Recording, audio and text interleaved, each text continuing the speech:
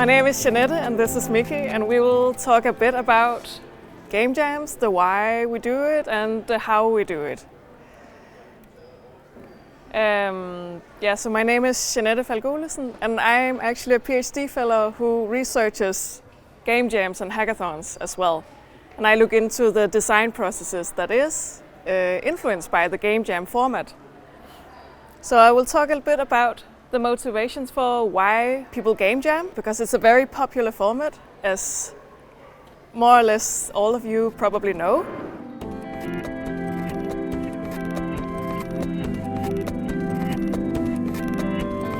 So you could say the typical game jam format is a bit structured like this.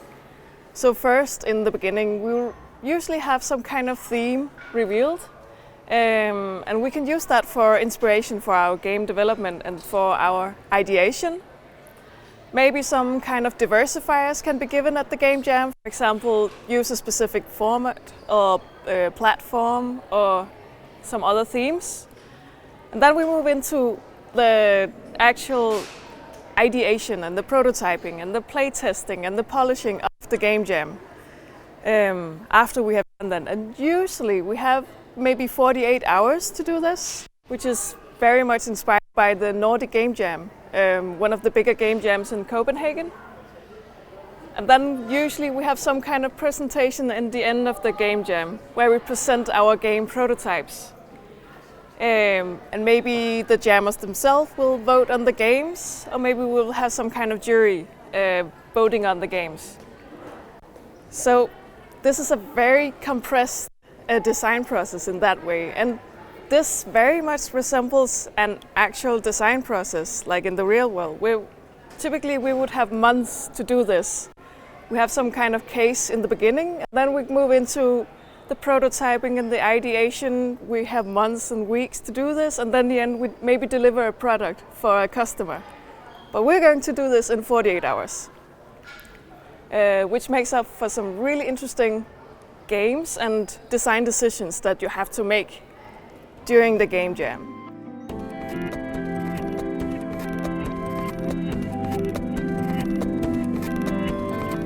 So who game jams?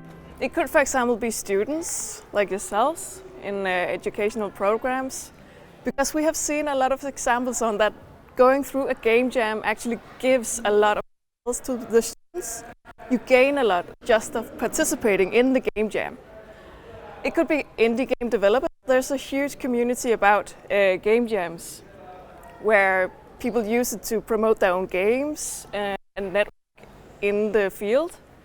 Or it could be game studios. We have some very good examples of in-house game development game jams where, for example, Double Fine, they have this very popular game jam where they have an in-house game jam, and then the game prototypes that they make them public, and then people outside of the company can vote on their games, and then they will maybe develop it into an actual game afterwards.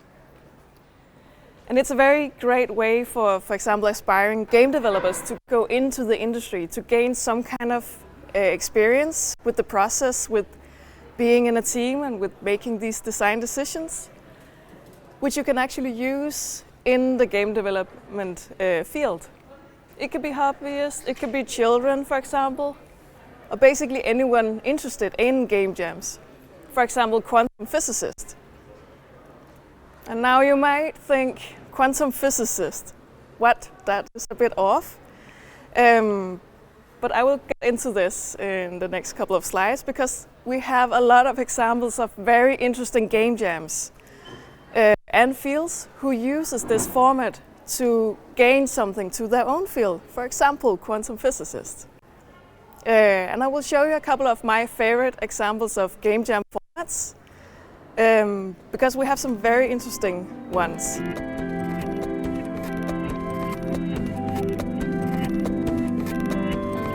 We have the Quantum Game Jam, which have been run once per year since 2014. And in 2015 we had one here in Aarhus actually. So the idea is that the game jam brings together quantum physicists, and game designers. And they have several reasons to do this, actually. So first of all, the quantum physicists, they design ideas for their own field, for the quantum physics citizen science projects, for example, where they involve citizens in developing quantum physics, because it's a very new field, and this is a way to gain a lot of knowledge in that field. It can, for example, be used to develop educational games on quantum physics, because it's a very difficult field, and games can be a way to learn more about that field. And it could also be developing games for quantum technologies. So I know that this year, when the Quantum Game Jam was run, they actually used the IBM Quantum Experience computer to develop their games on.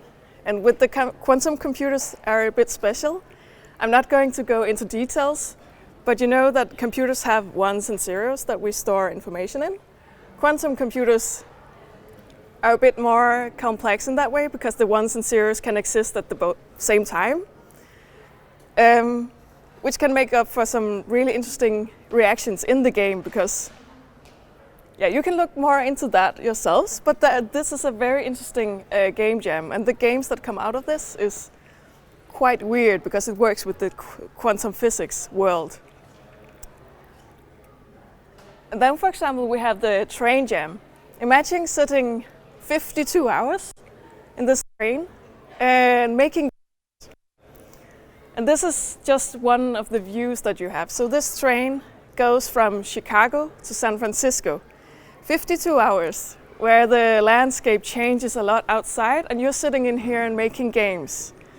So this particular game jam is made just before the Game Developers Conference in San Francisco, a huge conference for game developers. I think last year this particular game jam had 300 participants on the train to create the games. And I know this year they had a delay of 20 hours. You could say unfortunately, or maybe they were actually happy to get 20 more hours to develop the games. Another example that I really like is the Splash Jam. So this is a game jam that is set on a cruise ship in northern Norway.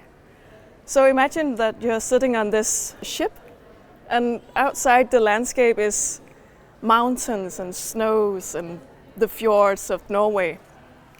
And they do this to give kind of an extraordinary experience for the game developers making the games, sailing by this landscape.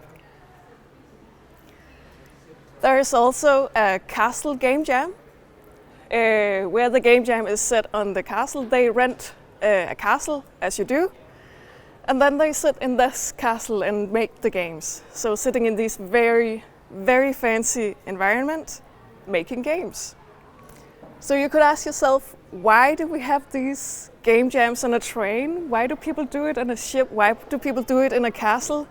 There is also an example of two people making a game while biking. I can't remember where they had to go from, but they were sitting on this two-person bikes and then biking, and the person in the back was trying to make a game in that way.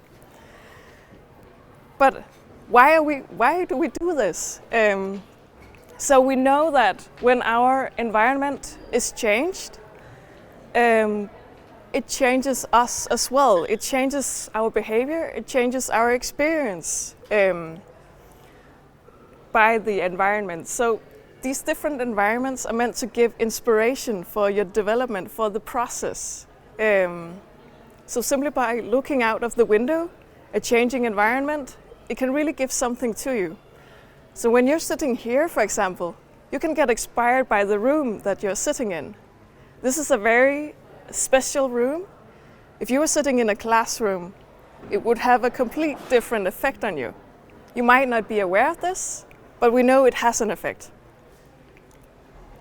So that's why we do this. Another game jam is the world's largest game jam, the Global Game Jam, and it takes place around the world at the same time, but in different physical places. So the first Global Game Jam had 1,600 participants in 2009, and this year they had 42,000 participants developing 8,000 games all around the globe at the same time. So imagine sitting at a game jam, knowing that thousands of people are game jamming at the same time as you to the same theme, and then seeing 8,000 different games coming out of that.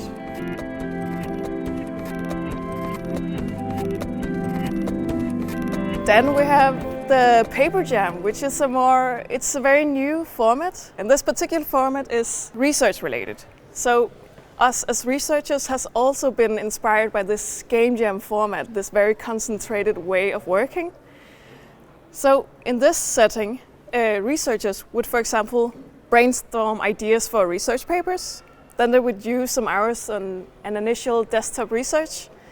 Then they would draft out a paper outline, as for example you would do with a game, but with a research paper, and then they would present their papers to each other. This could be done in a day, for example. So again, this very intense format has inspired a whole new field. And it is rooted in this idea that the intensity and the setting can spark creative ideas, also research-wise.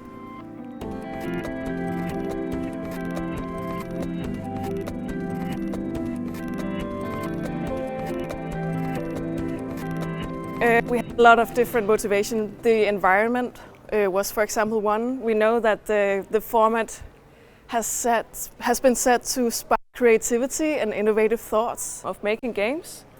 We have some surveys and studies that shows that people experience that they learn a lot from participating in a game jam. For example, they advance their skills, be it graphic skills, computer programming, audio design. And it can be developing a better understanding of the game development process. Could be connecting with others in the field with the same interest. Could be because they have a passion for making games or trying out something new. For example, at this game jam, where we want you to play on the edge. And you also gain some kind of understanding of the different roles that goes into a game development process. Because you have to work together in a team. And you might gain more confidence in making these decisions on game development. So I have some science behind the jamming, which can explain why it's such a popular format and why we do it. So we know that in creativity research, we have this concept of constraints. Could be in a game jam, for example, the time, the theme, the environment. We know that it influences us, and we know it can actually increase our creativity. We also know a competitive environment can also increase creativity to a certain degree, because too much competition can also work the other way around. We also know that using examples as inspiration, that can also increase the quality and the novelty of your game ideas, for example, in a game jam. For example, we know that game developers, they have a vocabulary of games already that they know of. You know this mechanic in Diablo, maybe we could use that in our game and then combine that with this mechanic from this game. So we have this vocabulary of games already. Then we can pick out what we want, use that as inspiration for our own game development. But we also know that time constraints can discourage iteration of ideas, developing ideas again and again, and not just going through with one idea in favor of realization, because we only have so much time. So we got the first idea, then we do that one. But we know that iteration is very beneficial for creativity and for the quality of ideas. So try not to go with the first idea, but maybe iterate a couple of times. Use some time on that, and then look at the catalog of ideas that you have, and then you can pick one out. So try to be in this ideation phase a bit more. And it very much speaks into this fail fast, fail often motto. Yes, that's what I had to say.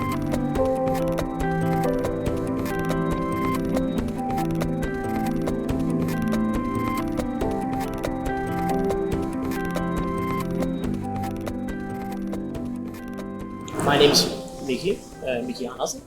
My experience here is coming from Coding Pirates, where we've held game jams for 3.5 years now for youth and children. So my experience is relying heavily on how do you actually do a game jam? How are you as a participant doing a game jam? Like good tips, good thoughts, processes, objectives to reach. But first I want to do what always happens at a game jam. I want to do an inspirational quote. Because a game jam is a journey through time and space, and that is mostly because you actually lose track of time and space. So this is like a creativity voyage out into the unexplored realm of reality or possibility. So how can we do this very abstract concept? How can we boil it down to something that makes sense in a developer mindset, or in a creativity mindset, or a design mindset, as Jeanette talked a lot about? I think there's 4 main objectives that we can boil it down to being part of a game jam. This is very relying on the double diamond design method that some of us know, some of us doesn't, but it's about converging and diverging and converging. And there's 4 main objectives in this. It's discovery, it's definition, it's developing, and delivering. And those can also be an iteration step. This means that you can do these 4 main objectives every hour if you want, or every half hour, or every 10 minutes if you want, or you can do it once a day. These are steps that you can go through to keep on going ahead of the game, or keep on doing stuff with your prototype, keep on making it different than it was an hour before. So these main objectives are very important to keep note of. Let's just dive into one of them. Discovery is the most weird one of the steps, both because there's a cocktail of very odd stuff you gotta keep in mind. There's a theme, there's new people, there's roles, there's experiences you have, knowledge you already know, knowledge you don't know, knowledge you need to obtain before you can discover anything. So what I want to say as a game jam participant is ideate, iterate, keep on going through the loop of what could be a possible idea, but don't close it down on the first idea or the first topic, because we still gotta keep on discovering new stuff. So we gotta talk about genres, games you like, games you made, ideas, stuff you have. If you have a Raspberry Pi in your back pocket, pull it forward and say, could we do something with the internet? Talk about possibilities, your roles, what you want to do, what you want to learn for this game jam. Talk about different topics you already have explored, ideas you know. Do you have a VR headset with it? Bring it forward. Talk about what is VR. But brainstorm is important. You gotta keep in this loop for a time. You can't just do a 20-minute brainstorm, set an idea, and then be like, this is the best idea ever. Because it might not, or it might be the best idea ever if you iterate it over 2 times. If you have more stuff you can combine, remix, put into it, art styles you can talk about. Just don't go with the easy solution. Go with the weird one, or the iterated one the most. Remix your ideas. If you have 2 different ideas, talk about how you can put them together in the discovery phase. Keep on talking about what you like, and let's see where the middle ground is. And don't take sides, don't get political, don't get angry, get explorative. So yeah, that's the discovery phase. Keep yourself or the group in this phase for some time, because it's very beneficial to be in this phase. After that, define what is that weird idea you just made. Megan and Klaus talked a lot about the weird ideas you can make. Cotton candy, seagull, whatever you want to remix into it. But you gotta define it so everybody knows how the seagull looks, how it works, what it needs to do. So everybody has the same idea in mind. This is why we need to define, this is why we need to keep in touch with the definitions of what the idea is. This is one of the steps you need to be strict about. Cut the corners where you need. Don't expand after defining it, because this is what you need to do in every step where you hit the define phase. Cut the corners. Tell what box are we working in? What are we doing here? What is the topic? It doesn't mix well if you want to make an impressionistic, artistic game and you do pixel art for it, because that's kind of weird. Unless you want to be weird about it. But talk about why you want to be weird, what you want to do with the weirdness of it. Also in this phase, you can talk about your making rules, your maker rules, what you want to do. Do you want to program code, make art, talk about stuff, present stuff, make a controller, cut stuff, whatever. Talk about it in this phase. Next phase is the developing phase. And I just want to say what Jeanette already told. Fail fast, fail often. Because this is an experimental discovery voyage beyond. So keep on failing and really fail often, because you learn from mistakes, you learn from the weirdness. Often the phrase, it's not a bug, it's a feature, works really great in a game jam environment. Because the weird stuff you get out of the engines can actually be beneficial for making new weird games. It can be very hard to do this by choice, but it's kind of easy doing it by mistake. So dive into the weirdness of it. But fail fast, fail off. It's a very good, great tip for game games. Also for newbies who haven't done anything in tech before, just try it. You can only fail, and if you fail, then you're doing the game right. So yeah, explore it together as a group. Last step is the deliver phase.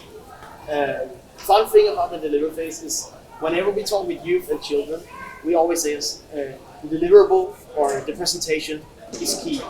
You can win a game by doing a great presentation. You can have the worst game, the worst prototype.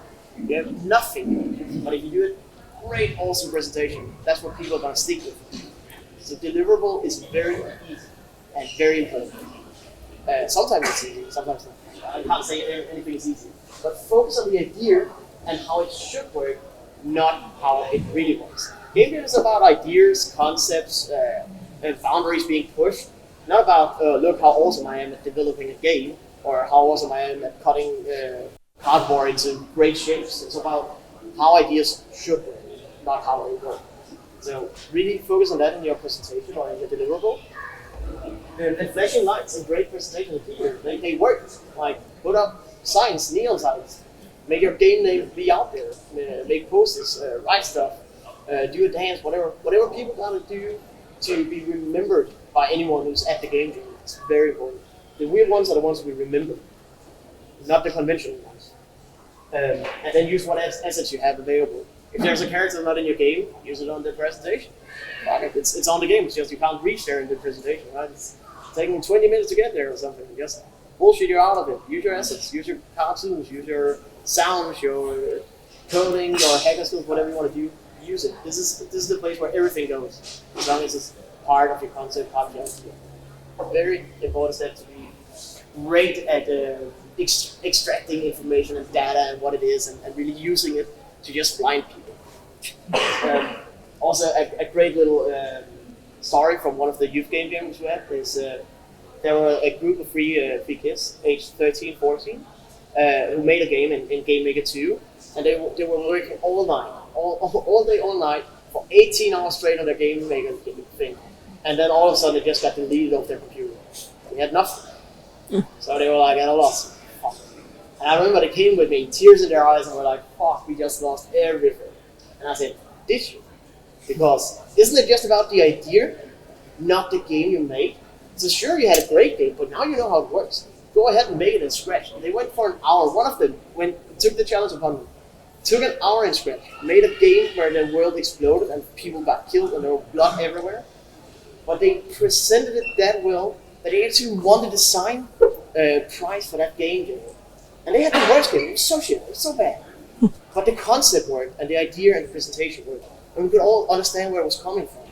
And the whole idea of where they came from, where they are now, just strengthened their concept so well. They went through, it was natural disasters, that was the theme. So they went through their own natural disasters. They framed it like that in the presentation. And natural disaster killed their good game, so here's the shitty one. Here's the rebuilt one. And it was actually a very great presentation, and the judges really liked it.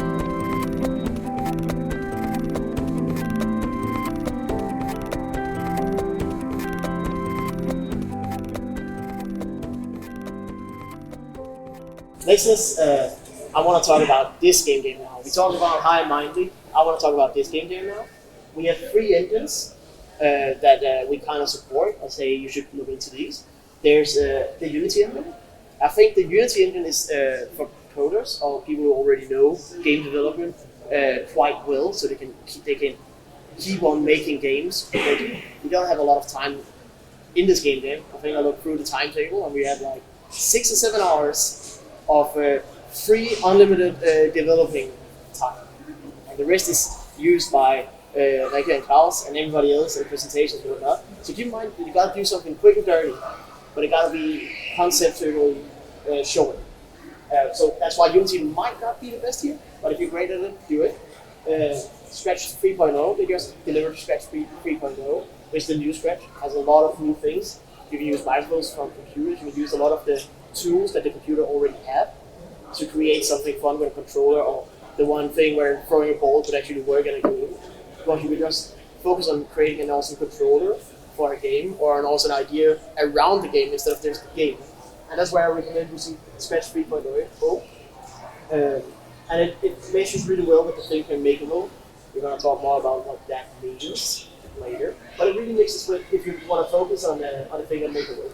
And then you have the thinker role. This is more of people who know what narrativity is in a theoretical field. I would recommend using Bitsy, because it's an engine where you can make a story possible in very short time. And I know if you want to do that in Unity, for example, it takes a lot of time. So keep in mind, Bitsy might be the solution for your idea of the game as an engine. If you have any questions, just come and hit me up. All the coding pirates that are here, they're the ones who can support in all of these things.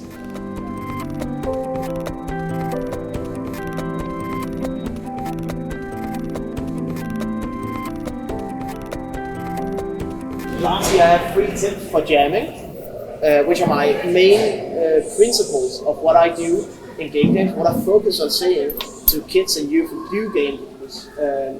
And the first one is always try something new.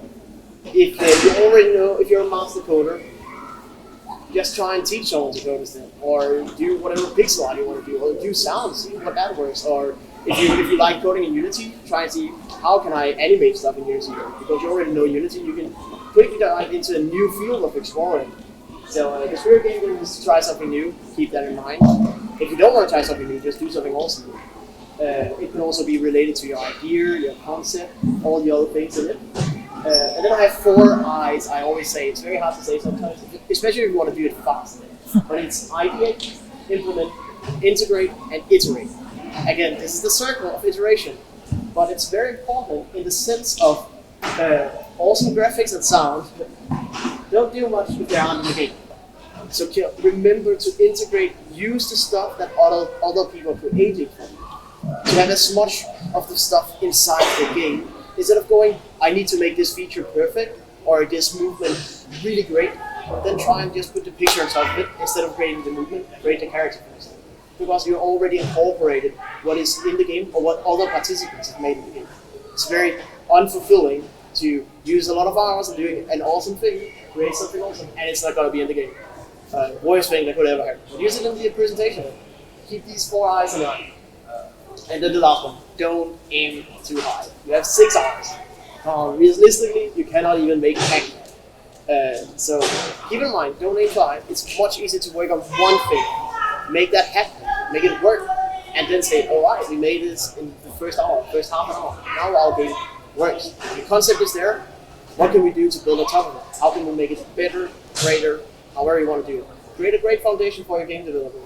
And keep in mind, don't aim too high. It's very important. So that was kind of my presentation. But last thing I want to highlight is communication is key. Talk with each other. Play with each other. Say, I'm very confused about this in the game. Can you please explain how it works, or what I should do to make it work better? Talk with each other. Especially when you're in new groups, new faces, new roles maybe, new experiences. Talk with each other. Ask the stupid questions. This is the environment where everybody gotta learn. That's what I want to introduce.